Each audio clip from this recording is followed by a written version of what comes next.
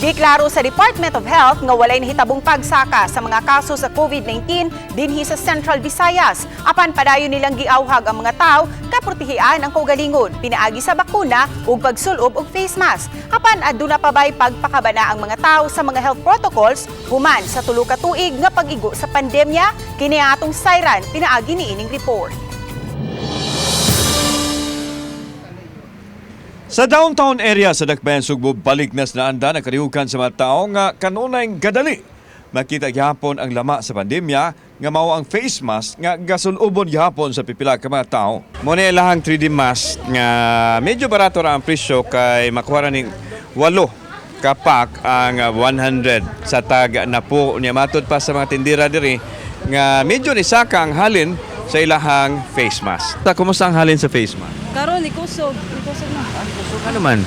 Kay tungod sa nibalik ang kuan ba COVID. Adlok sila. Adlok sila ang takdan.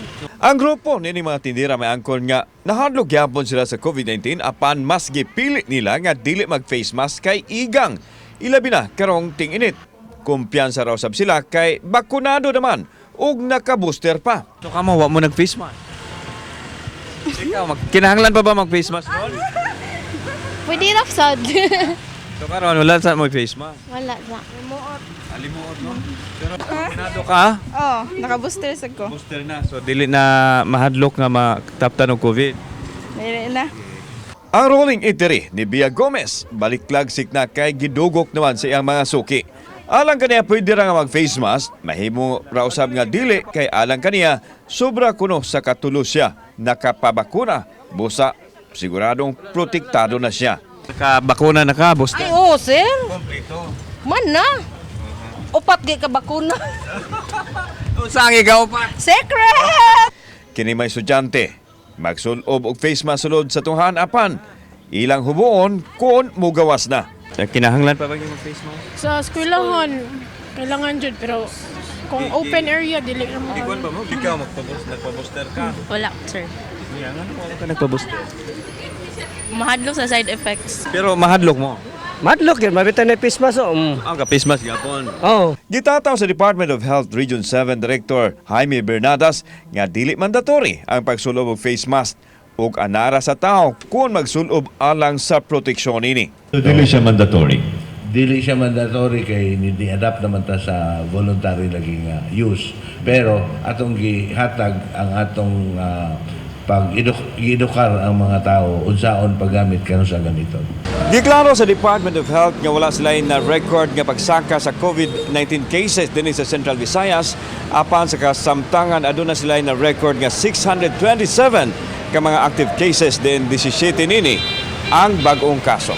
Samtang bisan og dili mandatory ang vaccination apan gipanghimugatan sa DOH ang kamahinungdanon nini batok sa virus. Samtang halos tanang sakop usab sa Cebu City Police Office nabakunahan na. Gawas lang sa dunay mga kakulian sa lawas. Mayo 2 nga data kini. Ang atong total active cases 627.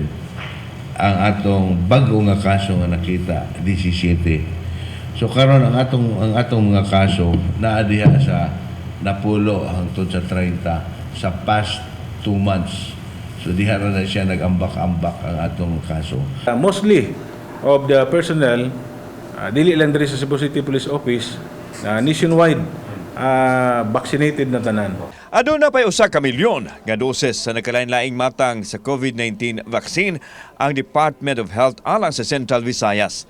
Admitido ang DOH nga wa pa makabot ang 70% target sa mga senior citizen, hinungdan nga pabiling anaa sa Alert Level 2 ang rehiyon sukad ni atong Hunyo sa nakalabaing tuig. Ang atong status 62% rata sa atong senior citizens. Pero naagitay available daghan nga bakuna sa atong health centers. Sa COVID-19 data sa DOH Central Visayas gikan sa Pebrero 2020 hangtod sa Abril 2023 niabot na sa 197,834 COVID cases. Sa pikas bahin sa Eastern Visayas, aduna sila'y 71 ka mga aktibong kaso. Kapinusab sa 2.8 million individuals ang fully vaccinated. Kauban si Clover Lumayag, ako si Alan Domingo. Balitang Bisdak.